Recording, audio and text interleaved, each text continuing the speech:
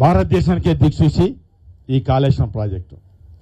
ముఖ్యమంత్రి గారు, ఆనాటి ముఖ్యమంత్రి గారు ఎంతో ఆలోచించి తెలంగాణ అంతా బీడు ప్రాంతం ఉంది, నీరు లేక ఇబ్బంది పడుతున్నారనే ఆలోచనతోటి చాలా దీని మీద సర్వే చేసి ఒక మంచి ప్రాజెక్టు కట్టారు. ప్రాజెక్టు కట్టే సందర్భంలో చాలా ఇబ్బందులు పెట్టినప్పటికీ ముందు చూపుగా వెళ్ళారు కేసీఆర్ గారు.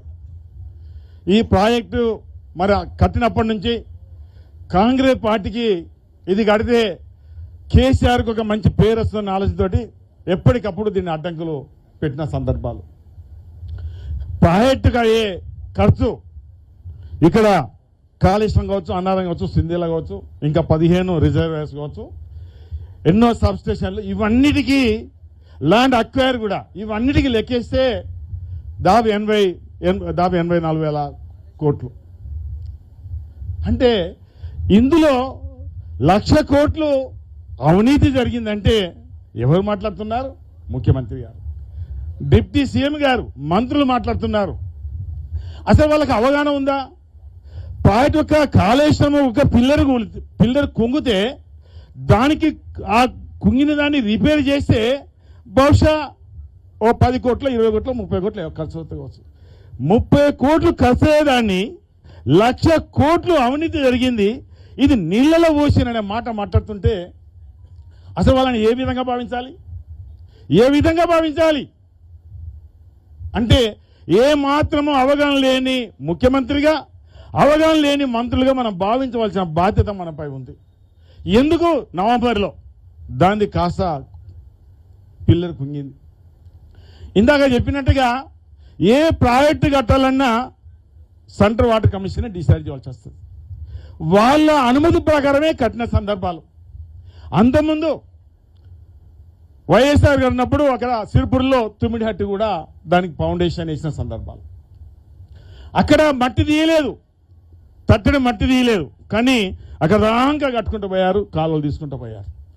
ఆనాడు కూడా మహారాష్ట్ర ముఖ్యమంత్రి గారు, ఆనాడున్న కిరణ్ కుమార్ రెడ్డి గారికి ఇక్కడ లభ్యత లేదు, దీని కట్టడం వల్ల మహారాష్ట్ర ముంపు గురవుతుంది, మేము ఒప్పుకోము, ఎత్తుకు ఒప్పుకోమని స్వయంగా ఆనాటి ముఖ్యమంత్రి గారు కిరణ్ కుమార్ రెడ్డి గారు లేఖ రాశారు. మన ప్రభుత్వం వచ్చింది, ఆ లేఖను దృష్టిలో పెట్టుకున్నారు. మరి ఎక్కడ లభ్యత ఉంది, ఎక్కడ నీరు ఎక్కువ ఉంది అనేది బాగా ఆలోచించి మన కేసీఆర్ గారు బ్రహ్మాండమైన ప్రాజెక్టు, ఇంత పెద్ద ప్రాజెక్టు కట్టిన తర్వాత అనతి కాలంలో పడినాయి, నా దిశగా ఇంత 3 years లోపల కట్టడం జరిగింది. అసలు నేను అనుకుంటే ప్రపంచంలో ఇంత తక్కువ సమయంలో కట్టిన ప్రాజెక్టు ఇది కాళేశ్వరం ప్రాజెక్టు. వాళ్ళ కళ్ళు మన్నే కాంగ్రెస్ పార్టీకి. దాని తర్వాత ఎన్నో విధాలు చేసినప్పటికీ ఆ కుంగిన సందర్భంలో దీని వాళ్ళు ఏం చేయాలండి? ముఖ్యమంత్రి గారు, ఈనాడు ముఖ్యమంత్రి గారు ఏం చేయాలి? ఈరోజు కేంద్ర ప్రభుత్వం ఏం చేయాలి? బీజేపీ ప్రభుత్వం. మరి బీజేపీ ప్రభుత్వము దీని మీద ఇమీడియట్గా చూసి వెరిఫై చేసి ఏమీ లోపాలని చెప్పి తక్షణమే కేంద్ర ప్రభుత్వము జలవనరుల శాఖ మంత్రి గారు కావచ్చు, ప్రధానమంత్రి కావచ్చు, ఇమీడియట్గా దాన్ని రిపేర్ చేయాలి, కుంగిన పిల్లర్ రిపేర్ చేసి మళ్ళీ తెలంగాణ ప్రాంతానికి నీరు అందించాలి అనేది బీజేపీ ప్రభుత్వం ఆలోచించాలి కదా. దానితోటి రాష్ట్ర ప్రభుత్వం ఆలోచించాలి కదా. ఇద్దరు ఆలోచించాలి, అర్థం చేసుకోండి. ఒక దిక్కు కేంద్ర ప్రభుత్వం దీని మీద కుట్ర, మరో దిక్కు ఇక్కడ ముఖ్యమంత్రి గారి కుట్ర. ఈ కుట్ర వల్ల పోయిన సంవత్సరం ఎన్నికల ముందు నవంబర్లో కూలితే కాస్త కుంగితే ఎన్నేళ్ళు మళ్ళీ ఇప్పుడు మళ్ళీ మే ఇచ్చింది, అలా 5 తారీఖు. ఆనాడు చేసే అవకాశం ఉండే, ఈ సంవత్సర కాలం చేసే రిపేర్ చేసే అవకాశం ఉండే, మే 5 ఇప్పుడు చేసే అవకాశం లేదు. ఇక దాన్ని ఏమైనా రిపేర్ చేయాలంటే ఈ సంవత్సరం పోయినట్టు. అంటే 2 సంవత్సరాలు లక్షలాది ఎకరాలకు ఈరోజు నీరు అందలేదంటే, మే మాసంలో మత్తలు దునికి ఆనడంటే మరి దీనికి కారకోళ్ళారండి ఇలా కేంద్ర ప్రభుత్వం, రాష్ట్ర ప్రభుత్వం కాదు చెప్పండి. ఇంకా చాలా మంది మాట్లాడతారు, ముఖ్యమంత్రి గారు ఇంక మంత్రులు మాట్లాడతారు. కాళేశ్వరం వల్ల జస్ట్ 1 minute మధు గారు, జస్ట్ 1 minute. అంటే కాళేశ్వరం వల్ల 1 ఎకరానికి నీరు అందలేదట. ఇది ఏంటిదండి?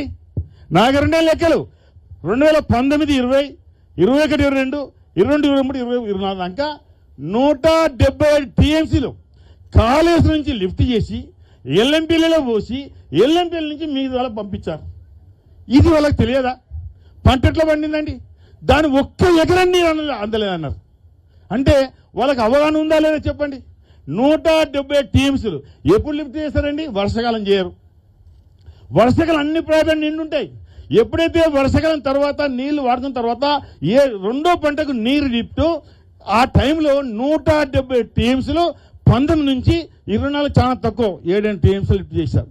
ఒక సందర్భంలో 54 టీఎంసీలు అట్లా చేశారు.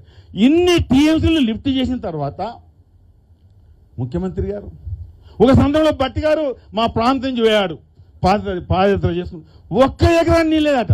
ఆయన పోయిన ప్రాంతం అంతా పచ్చడి అటు ఇటు పైదు ఎల్లంపల్లి ప్రాజెక్టు మీదకి వచ్చాడు. అంటే ఈనాటి ప్రభుత్వం, రేవంత్ రెడ్డి గారి ప్రభుత్వం ప్రజలకు వ్యతిరేక కార్యక్రమాలు, ఈ ప్రాజెక్టు చేయొద్దు, ఈ ప్రాజెక్టు చేస్తే ఇంకా మళ్ళీ కేసీఆర్ పేరు వస్తుంది అనే ఒక దురాలోచనతో దీన్ని రిపేర్ చేయడం లేదు.